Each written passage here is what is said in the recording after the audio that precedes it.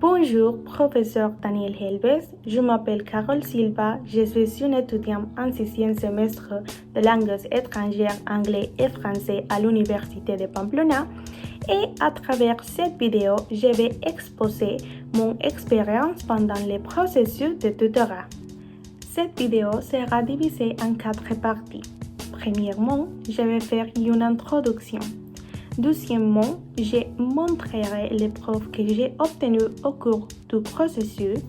Troisièmement, je parlerai des avantages et des inconvénients. Et finalement, je terminerai cette vidéo par une conclusion.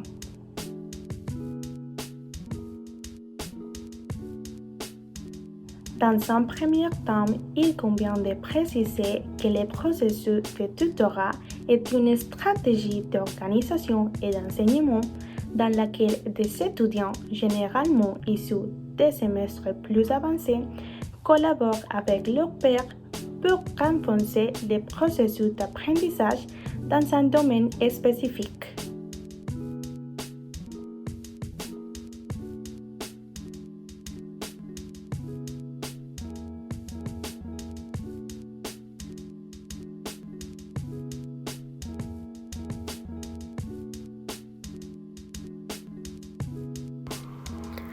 Pour mener à bien ce processus, j'ai pris la décision de créer un groupe dans la plateforme virtuelle de Microsoft Teams ainsi que dans l'application mobile de WhatsApp.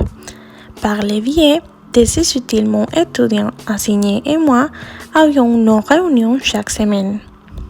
D'autre part, je me suis également appuyée sur les plateformes telles que Canva, YouTube, Netflix et des sites web pour faciliter l'apprentissage de chaque sujet à mon étudiant. Nous pouvons voir ici certaines des preuves que je prenais tout au long du semestre. Pendant le tutorat, j'ai cherché à améliorer les compétences en matière d'expression orale, d'écoute, d'écriture et de lecture.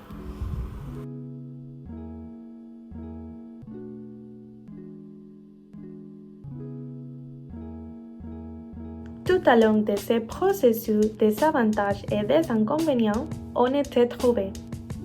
Les avantages pour mon étudiant sont les suivants.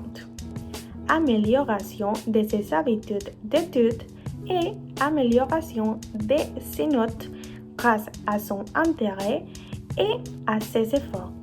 Quant à moi, je peux renforcer mes connaissances, j'ai acquis des compétences en communication et j'ai gagné de l'expérience dans les domaines de l'enseignement.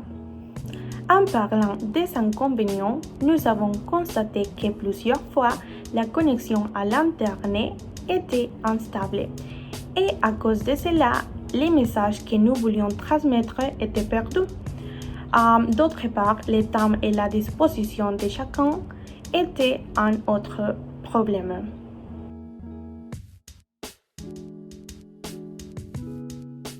Pour conclure, je voudrais mentionner que cette expérience laisse beaucoup de connaissances aux deux parties impliquées et que l'application de cette stratégie éducative dans les institutions universitaires contribue à diminuer la désertion des étudiants. Merci pour votre attention. Au revoir.